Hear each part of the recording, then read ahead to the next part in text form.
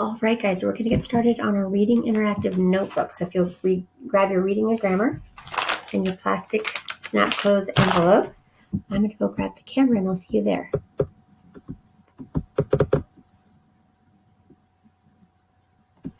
All right, so we're going to finish up our asking and answering questions. So let's open up our envelope. Should have this story called Guided Tour. That's the last one we're going to do. All right, so grab that one, and we're just going to cut around it, so it won't take us very long.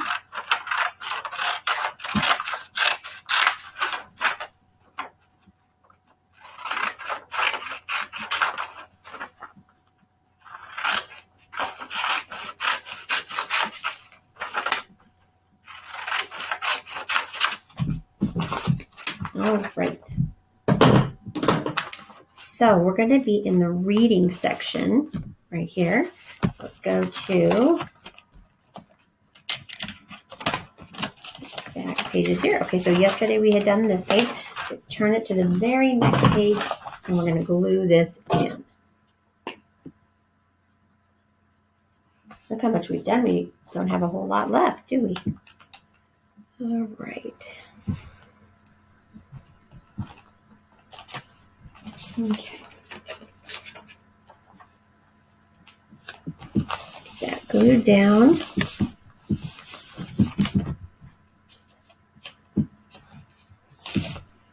Right. And glue back down. Okay. Now, if you need a few more seconds, go ahead and push pause. And we're going to read this story called Guided Tour, and it's about asking and answering questions. So I'm going to go ahead and start reading. Growing up in Arizona felt like a big and wonderful adventure to Jeremy and his younger brother Lee. Each year, when their school let out for fall break, their grandpa took them on trips to explore their home state. The family had been to the Grand Canyon, hiked the Red Rocks in Sedona, and visited a ghost town. This year, the boys and their grandpa were visiting the town of Prescott. "What are we doing today, Grandpa?" Jeremy asked as he got dressed that morning. "We're going to take a guided tour of some buildings from Arizona's pioneer days," he replied. Jeremy and his brother exchanged a look. A tour didn't exactly sound exciting. Later that day, Jeremy entered a building that just looked like an old house. A sign on the parlor wall said that it was called the Fremont House. A governor had lived there with his family from 1878 to 1881. As he continued to look around, Jeremy's attention was caught by an old wreath of flowers hanging over a blackened fireplace. "Do you like that wreath?" a woman's voice asked from behind Jeremy. He turned around. It was the tour guide. "Yeah, it's cool," Jeremy said as he shrugged his shoulders. Then the guide said something that Jeremy did not expect. "Those flowers are woven out of human hair," she said. Maybe this tour was pretty exciting after all, he thought. Number 1. Why was Jeremy interested in the wreath of flowers? Why do you think he was interested in the wreath of flowers?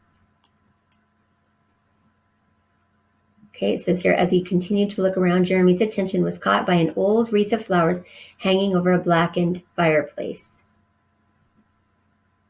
"Yeah, it's cool," he said as he shrugged his shoulders. So why was Jeremy interested in the wreath of flowers? Okay. Jeremy was interested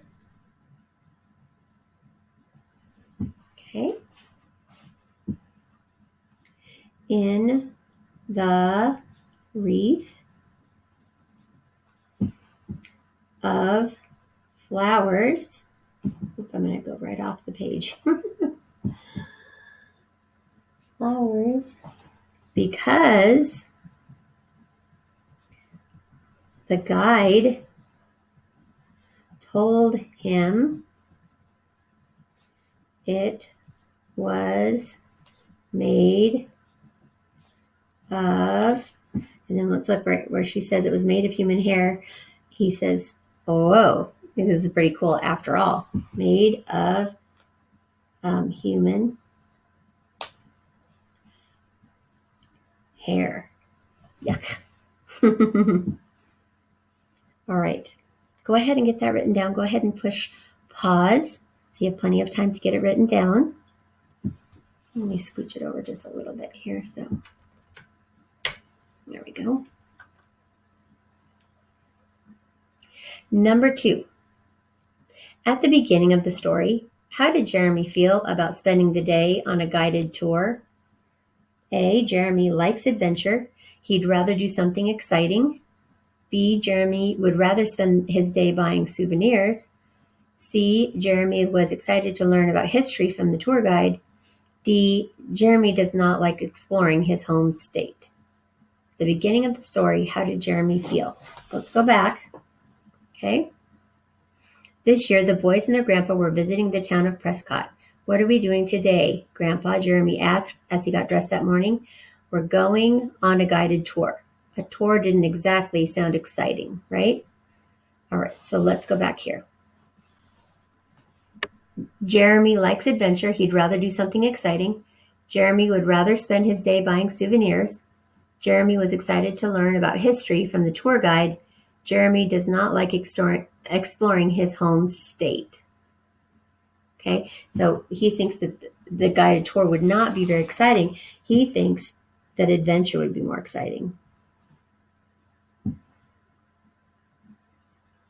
Okay, so and even on the top, it talks about all the wonderful adventures they had done with their grandpa and all the places they had gone. So he likes adventure. Number 3, all of these places were mentioned in the story except, okay, so Sedona. Let's look and see if Sedona was mentioned up here. Oh, there's Sedona. Okay, let's look for Prescott. I see the next one is Prescott. Pretty sure I saw that one. Town of Prescott. Okay. Then it said Great Britain. Let's look for Great Britain.